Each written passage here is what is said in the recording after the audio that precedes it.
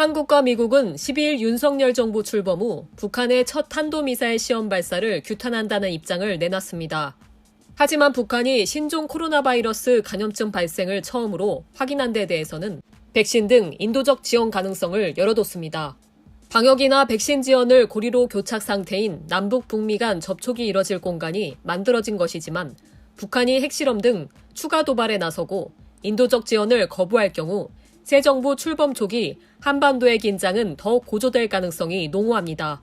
더욱이 조 바이든 대통령이 20일에서 22일 한국을 방문해 윤 대통령과 첫 정상회담에서 대북 문제를 집중적으로 논의할 예정인 가운데 북한의 무력 시위나 코로나19 발병을 둘러싼 대응 태도는 향후 한반도 정세에도 상당한 영향을 미칠 것으로 보여집니다. 안보실은 정부의 한치의 빈틈없는 확고한 대비 태세를 유지하면서 국제사회와 긴밀한 공조를 이어가기로 했다며 코로나가 발생한 상황에서도 주민의 생명과 안전을 외면하고 탄도미사일 발사를 지속하는 북한의 이중적 행태를 개탄했다고 밝혔습니다. 북한은 윤 대통령 취임 이틀 만인 이날 평양 순안 일대에서 동해상으로 단거리 탄도미사일 3발을 연속 발사했습니다. 미국 본토가 사정거리에 드는 대륙간 탄도미사일을 포함해 올해 들어 16차례 미사일 도발이었습니다.